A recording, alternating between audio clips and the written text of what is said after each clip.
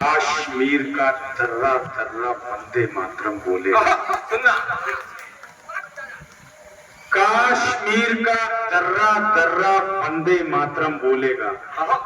जो लोग मन में आग लेकर के बैठे हो, अब जरा दूसरा रूप देखना अजय अंजाम का। काश्मीर का दर्रा दर्रा वंदे मातरम बोलेगा। कारतूस का छर्रा छर्रा वंदे मातरम बोलेगा। अरे जिस दिन संदीला के बेटे अपनी पर आ जाएंगे, इस मिट्टी का जर्रा जर्रा वंदे।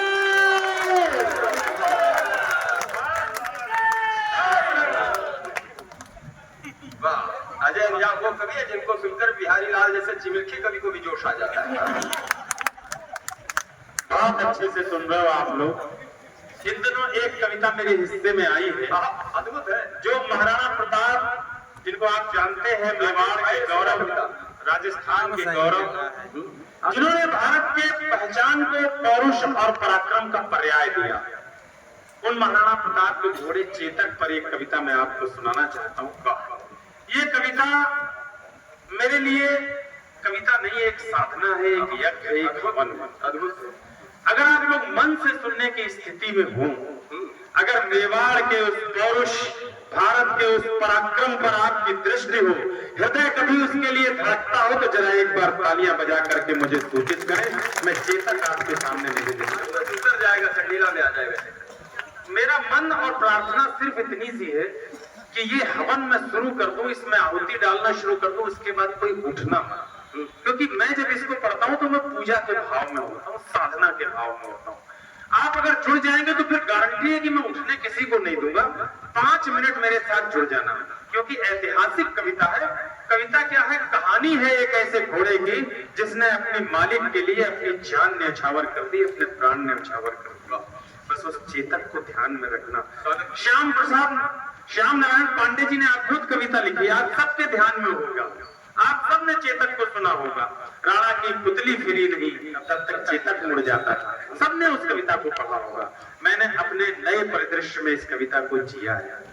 मैं देखना चाहता हूं कि राजस्थान के उस शौर्य को, मेवाड़ के उस शौर्य को कितने मन से आप सुनते हो।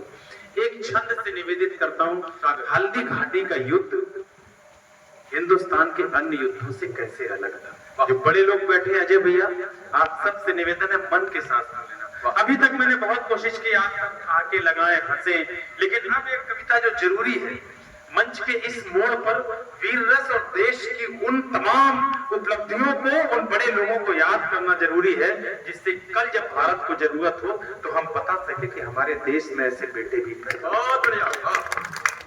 दोस्तों, इजराइल से एक मंत्री आया था हिंदुस्तान। घूमते घूमते वो हल्दी घाटी भी गया। वहां पत्रकारों ने पूछा कि आप हल्दी घाटी क्यों आए, इतना बड़ा देश है, मुंबई देखते, दिल्ली देख लेते, हैदराबाद देख लेते, हल्दी घाटी जैसे इस वीरान में आप क्या करने आए हो? उस मंत्री ने जो जवाब दिया, उसके मन में आपके में गौरव उठे तो तालियां देना। उस मंत्री ने कहा, जब मैं घर से चला गुड्डे भैया, तो मेरी माँ ने कहा था कि अगर इंडिया जा रहे हो तो हल्दी घाटी जरूर जाना, वहां की थोड़ी माटी लेकर आना, जिससे मैं भी अपने देश में फैला सकूं और मेरी मिट्टी में भी महाराणा जैसे बेटे। दोस्तों, पूरे विश्व का शौर्य और पराक्रम तराजू के एक पल्ले में रखिए, हिंदुस्तान का पराक्रम भारी पड़ जाएगा। पूरे हिंदुस्तान का शौर्य और पराक्रम तराजू के एक पल्ले में रखिए, राजस्थान का शौर्य भारी पड़ जाएगा। पूरे राजस्थान का पौरुष और पराक्रम एक पल्ले में रखिए, मेवाड़ का पलड़ा भारी पड़ जाएगा। उस मेवाड़ के चेतक की कविता सुनाने चलता हूँ, आपकी जोरदार तालियों की निवेदित करता हूं। पहला छंद पढ़ता हूं। ये छंद सूचित करेगा कि मैं चेतक पढ़ने लायक वातावरण बना पाया कि नहीं बना पाया। हल्दी घाटी का युद्ध भारत के अन्य युद्धों से कैसे अलग था, मैं निवेदित करता हूं। सिर्फ एक अंतर था, हमारे हिंदुस्तान के शेर तो हर युद्ध में लड़े थे, लेकिन इस युद्ध में क्या अंतर था अन्य युद्धों से, सुनना। मुगलिया काल में जलालुद्दीन अकबर के गाल पर कमाल के चांटे सा पड़ा था युद्ध, हल्दी घाटी का युद्ध। राकेश भैया, काल में जलालुद्दीन अकबर के गाल पर कमाल के चमटे सा पड़ा था युद्ध। राजा मेवाड़ के प्रताप महाराणा उनके माथे पर सोने के मुकुट सा जड़ा था युद्ध। हल्दी की घाटी में वीर परपाटी में मेवाड़ की माटी में मौत का आना था युद्ध। दूजे युद्ध, अन्य युद्ध, घोड़े पर बैठ लड़े शेर। दूजे युद्ध, घोड़े पर बैठ लड़े शेर, वहां शेर पर सवार बबर शेर ने लड़ा था। शेर ने लड़ा था। तालियां कमजोर रह गई आपके अगले 4 पंक्तियों पर और घनी पर दिया है भाई। बाबा क्या है हमारा राजस्थान दोस्तों? वो समय था आज से 600 साल पहले पूरे हिंदुस्तान पर हरे रंग का झंडा था। याद करना, सनातन तब खतरे में था, आज नहीं है। ये दूसरी पार्टियों वाले खामखा का डर फैलाते हैं। उस समय वास्तव में खतरे में था जब पूरे हिंदुस्तान पर हरा झंडा था। सिर्फ मेवाड़ का तिकोना हिस्सा उस पर हमेशा भगवा फहराता रहा। उस तलवार के केसरिया पानी को प्रणाम करिए। मैं कविता निवेदित भारत की माटी का वंदन अनेक बार चंदन समान इसे मस्तक लगाता हूँ। अगर एक बार मुझे उस मानसिकता में पहुंचा दिया तो हंगामा करके खड़ा करूंगा। यहाँ आपको उस यात्रा कराऊंगा हल्दी घाटी तक की। एक बार जुड़ जाना मेरे साथ। भारत की माटी का वंदन अनेक बार चंदन समान इसे मस्तक लगाता हूँ। राजा मेवाड़ के प्रताप महाराणा उन्हें श्रद्धा की शौर्य शब्द समिधा चढ़ाता हूँ। वीर रजपूतों की वसुंधरा वो वीर भूमि रंगीले राजस्थान को मस्तक झुकाता हूँ। तालियों की गूंज से हौसला बढ़ा दो। चेतक की चापों की गूंज सुनवा। चेतक की चापों की गूंज सुनवा। राणा और चेतक को याद रखना बड़े भैया। मैं दावा करता हूँ, दावा तो क्या ही करूं, विश्वास दिलाता हूँ कि मैं अपने पूरे मन से काम पाठ करूंगा। आपका मुझे रिस्पॉन्स उसी ढंग से चाहिए। कविता का मुखड़ा पढ़ता हूँ। पानी है बनास का, इस पानी से तुम तनमन धो लो। बनास वो नदी है दोस्तों जो कुंभलगढ़ के किले के पास से बहती है। इसी नदी का पानी पीकर महाराणा की शिराओं में वो तेजाब खोला कि एक बार नहीं, हल्दी घाटी के युद्ध से लेकर दिवेर की घाटी के युद्ध तक 6 बार मुगलिया सल्तनत को पटक के मारा।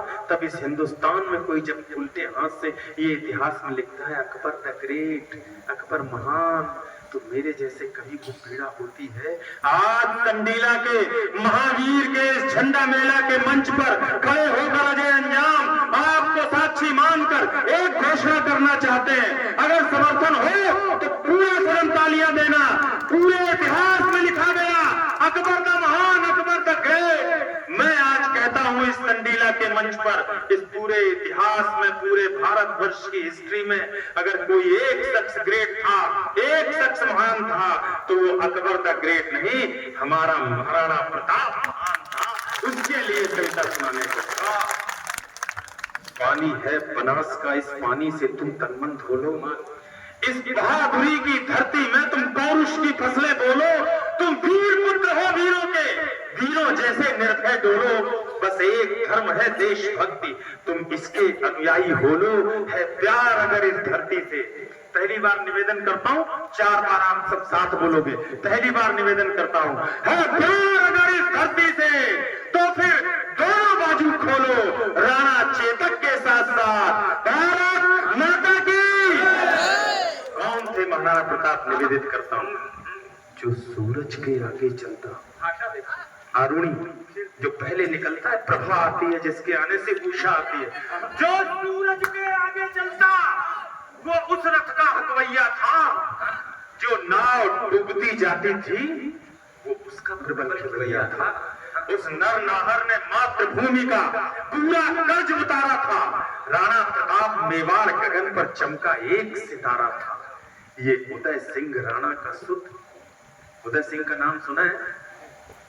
ये वही उदय सिंह जिसकी रक्षा के लिए एक ठाय माँ ने अपने बेटे चंदन का कलेजा बलवीर की नंगी तलवार के सामने रख दिया, जिससे आने वाले इतिहास में उदय सिंह हो, उदय सिंह के बाद महाराणा हो और अकबर की सेना के छक्के छुड़ा सके। उस पन्ना ठाय के लिए एक बार ये उदय सिंह राणा का सुत बचपन से ही अभिमानी था, आकाशी विद्युत सा चंचल यह चक्रवात तूफानी था, जो जन्म लिया अंजनी कोप से वीरव्रती हनुमंता ने। इतिहास का एक बड़ा नाम लेने चलता हूँ, आकाश और तालियों की अपेक्षा है, देखना चाहता हूँ आप कैसे सुनते हैं। जो जन्म लिया अंजनी कोप से वीरव्रती हनुमंता ने, वैसे ही सिंह जना था ये श्री बाई जी जयवंता ने। नेत्रों में प्रबल प्रभंजन था, नेत्रों में प्रबल प्रभंजन था, माथे पर सूर्य चमकता था, अंतस की आभा से मानो पूरा ही पिंड दमकता था, जो बाल भास्कर भोर प्रहर से प्रतिक्षण बढ़ता जाता, वैसे ही ये मेवाड़ राज्य का सूरज चढ़ता जाता है। जैसे जैसे भुजदंडों की मछलियां अगलती जाती थी, वैसे वैसे मेवाड़ भूमि की चिंता बढ़ती जाती थी। घर में थी फूटन और मुगल के रोज आक्रमण होते थे चंद विभीषण जो खुद ही गद्दारी का विष ढोते थे। ये एक समय की साजिश थी, ये एक काल की साजिश थी। इस साजिश के साक्षी बोलो राणा चेतक के साथ साथ भारत माता की हल्दी घाटी के युद्ध का दृश्य। मुझे बड़े कवियों ने बताया कि अगर कविता के शब्दों से तलवारें चमकती हुई महसूस हो जाए, धनुष चलते हुए महसूस हो जाए, छुरियां छमछमाती हुई दिखाई पड़ जाए, तो कविता बड़ी होती है। मैं कवि छोटा हूं, अगर मेरी कोशिश बड़ी हो गई हो तो उन शब्दों पर आपकी तालियां। मुगलों के राजा अकबर ने षड्यंत्र रचा, आघाती था। हल्दी घाटी का युद्ध रचा रहा हूं आपके संतीला में, अगर महसूस हो जाए तो तालियों के साथ मिलना कविता के साथ। मुगलों के राजा अकबर ने षड्यंत्र रचा, आघाती था, लेकिन प्रताप का तेवर भी तेजाबी था, प्रतिघाती था। अकबर ने राजा, बैठ जा बेटा बैठ जा, मैंने यही निवेदन किया था, अगर जा रहे हो तो पहले जाओ, बैठ जाओ वहीं बैठ जाओ। मुगलों के राजा अकबर ने षड्यंत्र रचा, आघाती था, लेकिन प्रताप का तेवर भी तेजाबी था, प्रतिघाती था। अकबर ने राजा मान सिंह को सेनापति बनवाया था, राजपूती सेना के खिलाफ राजपूतों को भगाया था। रणक्षेत्र बनी हल्दी घाटी, चतुरंग शत्रु अनेड़ी हुई, उसके विरुद्ध थी राणा की बलिदानी सेना खड़ी हुई। इस बीच युद्ध के शंख बजे, ढोल बजे, मृदंग बजे, घड़ियाल बजे, घन घनन घनन, जो चारों युद्धक जंग बजे, बजूठी बेग तलवार बजे, मुखर बरछी करवार बजे, बंदूकों की शहनाई संग, तोपों के मुखर से तार बजे, तो धारी बाजी खन्न खन्न। हिंदुस्तान में जहां कहीं बड़ा तालियों की ताल जुड़ गई थी इन शब्दों के साथ। आप कैसे शांत बैठ गए? मुगलों के राजा अकबर ने षड्यंत्र रचा, आघाती था, लेकिन प्रताप का तेवर भी तेजाबी था, प्रतिघाती। तलवारें बाजी खन्न खन्न, छुरियां छमछम चमछाप बजे, झनझन झनाक झनझन रहा, दुश्मन की गर्दन नाप बजे, डंडों की डोरी दन और तीर बोलते सन्न, घोड़ों की घंटी टन टन, हाथी का घंटा घन घन, अरे सिर कटकर गिर जाते थे। दो नाम लेता हूं जिन्होंने राजस्थान का इतिहास पढ़ा हो, कल्ला राठौर और जयमल राठौर। सगे चचा भतीजे थे। हल्दी घाटी का युद्ध लड़ते समय जयमल के टांग में गोली लगी, कल्ला ने अपने कंधों पर बैठाला। दोनों चचा भतीजे हाथ में तलवार लेकर चारों हाथों से युद्ध लड़ रहे थे। मुगलिया सेना ये देखकर आश्चर्यचकित थी कि इस हिंदुस्तान में ये कौन देवता पैदा हो गया जो चारों हाथों से लड़ रहा है। बीते दिनों उदयपुर गया था, अजातशत्रु के बुलाने पे घूमने गया, दिन में समय था। कई मंदिरों में मैंने देखा भाई साहब, वहाँ कल्ला राठौर और जयमल राठौर की मूर्ति लगी है, चारों हाथों में तलवारें हैं। प्रणाम करता हूँ राजस्थान को जो अपने योद्धाओं को भी देवता मानकर प्रणाम करे। सिर कटकर गिर जाते थे, सिर कटकर गिर जाते थे, पर लोथें ही अड़ती रहती थी। हल्दी घाटी का युद्ध देखना, अपने पुरखों के शान पर गर्व करना, घमंड करना। अरे सिर कटकर गिर जाते थे, पर लोथें ही अड़ती रहती थी, और कहीं भिलक भर से होकर बस बाजू लड़ती रहती, और कहीं भिलक भर से होकर बस बाजू लड़ती रहती थी। जिसको भगोड़ देता चेतक, भाई साहब, जिसको भगोड़ देता चेतक उसका बख्तर कट जाता था, जिसको भाला घुस जाता था, गुब्बारे से फट जाता था, वो नीले घोड़े का सवार। नीला था अपना चेतक। अगली पंक्ति सुनना जरा मन से, अगर तालियां रोक पाओ तो रोकना। वो नीले घोड़े का सवार तूफान दिखाई देता था, वो नीले घोड़े का सवार तूफान दिखाई देता था, जिस ओर निकल जाता चेतक शमशान दिखाई देता था।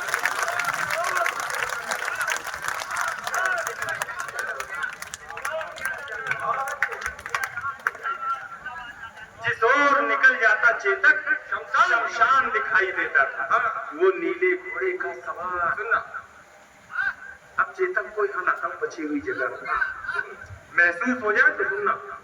वो नीले घोड़े का सवार तूफान दिखाई देता था, जिस ओर निकल जाता चेतक शमशान दिखाई देता था। टप टप टपाक टप टप टपाक टप टप टपाक टप टप टपाक टप टप टपाक टप टप टपाक टप टप टपाक टप टप टपाक टप टप टपाक पदचार सुनाई देती थी। चेतक दिखता थोड़ी ना था, बस दिखाई देता। एक बार दोनों हाथ में उठाइए, हवा में लगाइए, जोरदार तालियों से अभिनंदन करिए। बोलिए भारत माता की, भारत माता की। चेतक दिखता थोड़ी ना था, टप टप टपाक पदचार सुनाई देती थी। चेतक दिखता थोड़ी ना था, बस टाक सुनाई देती थी। उस नीले घोड़े का कौतुक, उस नीले घोड़े का कौतुक देखो, अपनी आंखें खोलो।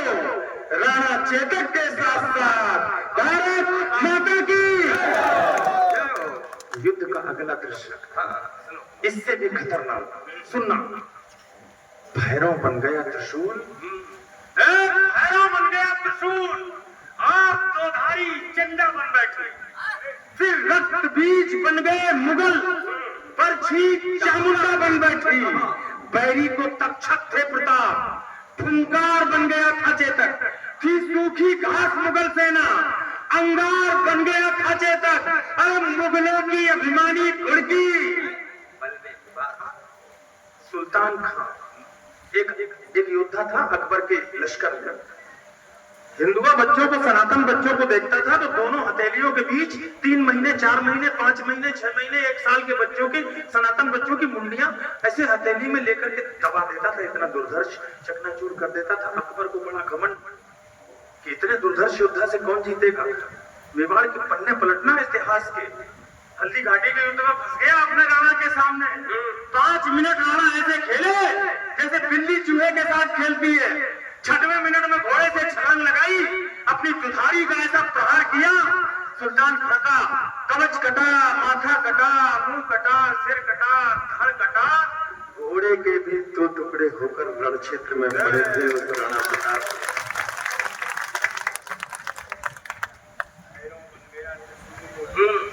और दुधारी झंडा बन बैठी। फिर रक्त बीज बन गए मुगल, परछी चामुंडा बन बैठे। बैरी को तक्षक थे प्रताप, फुंकार बन गया था चेतक। थी सूखी घास मुगल सेना, अंगार बन गया था चेतक। अरे मुगलों की अभिमानी घुड़की। या तो सब साथ देना या कोई मत देना। अजय अंजाम अकेले संडीला की धरती पर यहाँ की जनसंख्या का घनत्व तो मुझे पता है, लेकिन मैं हिम्मत कर रहा हूँ यहाँ भी ये पंक्ति पढ़ने की। अगर पौरुषवान लोग बैठे हो तो तालियों से सूचित करना। अरे मुगलों की अभिमानी घुड़की पल में पुकार हो जाती थी। जब तक वो अल्लाह कहते थे तलवार हो जाती थी।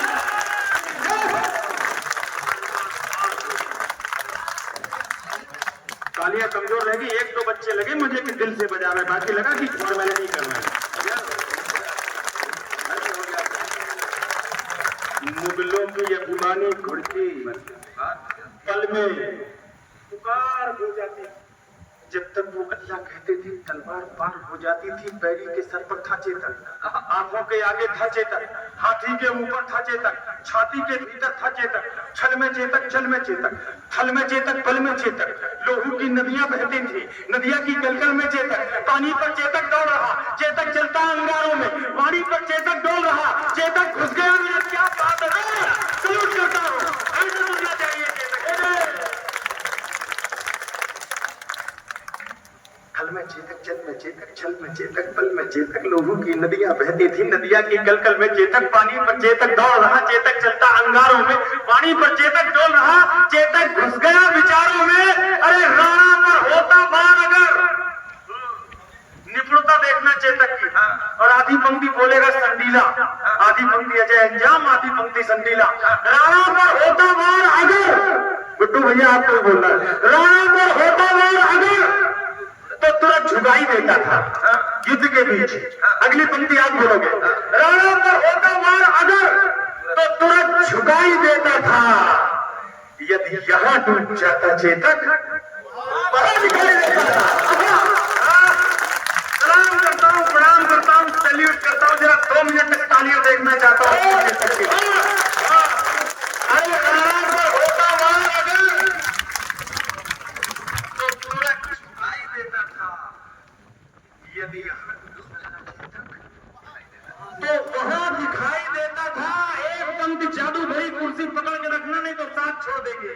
मेवाड़ विजय के रास्ते में, ये कमाल है, चमत्कार है, उसका तन रोड़ा बना दिया। जिस मेवाड़ को जीतने के लिए अकबर चला था कि क्या देर लगेगी, अभी जीत लेंगे, जुम्मा 4 दिन में। एक घोड़ा खड़ा हो गया बीच में, जिसका नाम था चेतक।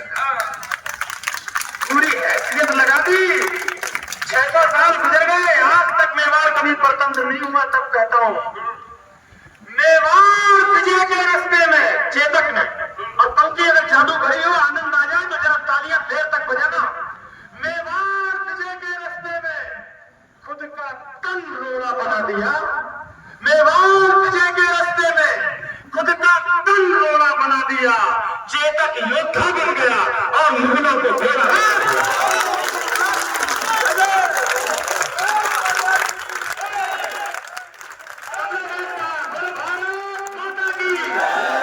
मेवाड़ विजय के रास्ते में ये ऐसा नहीं लगता जैसे नौटंकी में वो एक आता था जो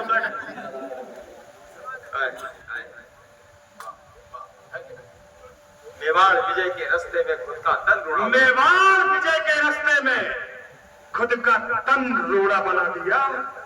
चेतक योद्धा बन गया और मुगलों को घोड़ा बना दिया। चेतक कहता रणचंडी से, चेतक कहता रणचंडी से, चेतक कहता रणचंडी से, आओ अपना खप्पर धो लो।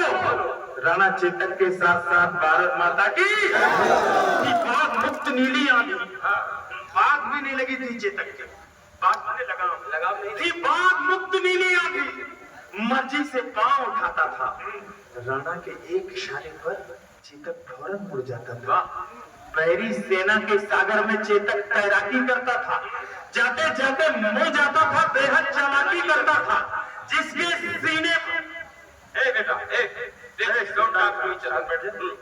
जिसके सीने पर चेतक की तगड़ी ताकत पड़ जाती थी, उसकी छाती में भाले सी दोनों टांगें गड़ जाती थी।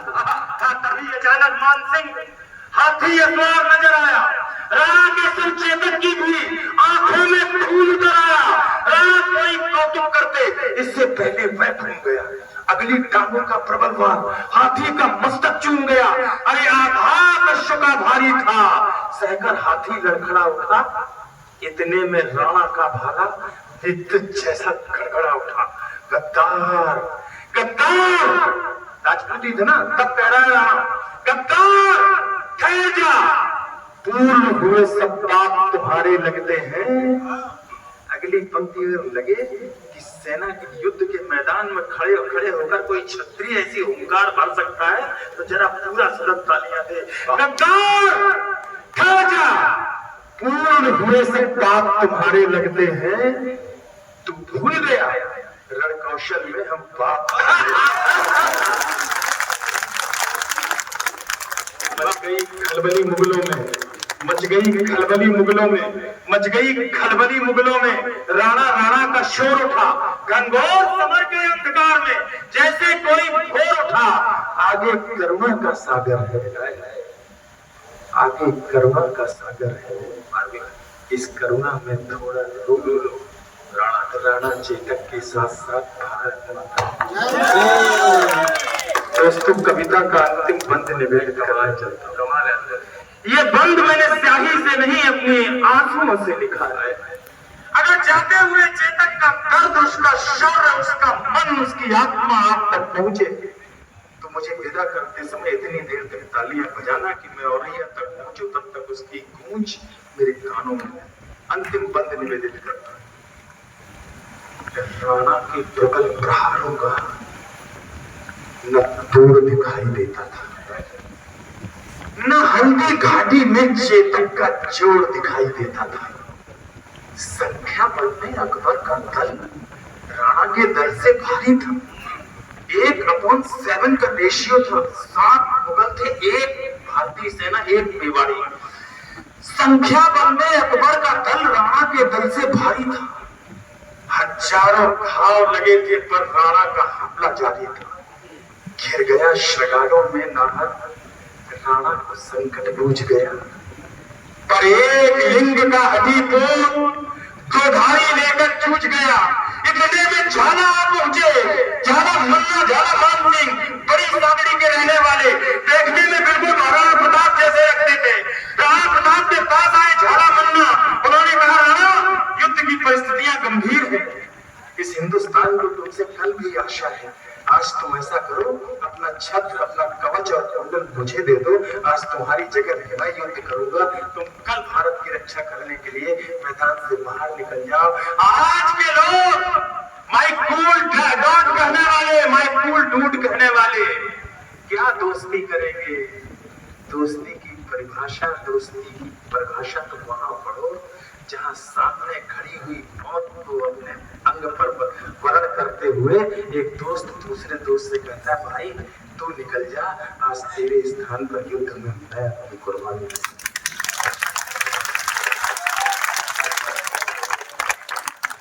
इतने में झाला पहुंचे। बोले, राणा प्रस्थान करो, तुमसे कल को आशाएं हैं, कुछ उसका भी तो ध्यान करो। अरे राणा बोले, रण में झाला, मैं इंच इंच कट सकता हूं, पर पैच भवानी तुलजा की मैं कभी नहीं हट सकता। तब एक लिंग का नाम लिया, राजस्थान मेवाड़ के सबसे बड़े देवता झाला मन्ना ने तब एक लिंग का नाम लिया। बेहोश शपथ झाला बोले, दुश्मन का बाण लिया खुद पर होकर लश्कर झाला बोले, इनको मैं धूल चटा दूंगा। देखो तुम कल के मंगल को। झाला ने कसम दिलाई तो राणा चल निकले जंगल। बढ़ते बढ़ते राणा मग में 21 गज का नाला आया। चेतक का तंखा नष्ट पस्त, लेकिन जैसे ज्वाला आया अपनी पूरी ताकत समेत चेतक फल्लांग लगा बैठा।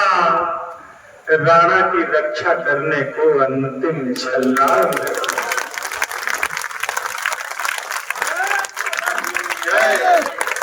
उस नील अश्व ने स्वामी भक्ति का पाठ सभी को सिखा दिया। नील अश्व ने स्वामी भक्ति, करवट लेकर बेजान शीश राणा चरणों में टिका दिया। फिर लगा अचानक घोटक जैसे अपना खोला हो। घोड़ा बोल नहीं सकता, लेकिन कभी कुछ छूटे अगर बोलता तो क्या। फिर लगा अचानक घोटक ने जैसे अपना मुंह खोला। चलते चलते जैसे शहीद चेतक ने बस ये बोला, मालिक मालिक मालिक मालिक, मेवाड़ घराने का मैं कर्ज चुका कर जाता हूँ। माथा सहलाकर विदा करो, मैं फर्ज निभाकर।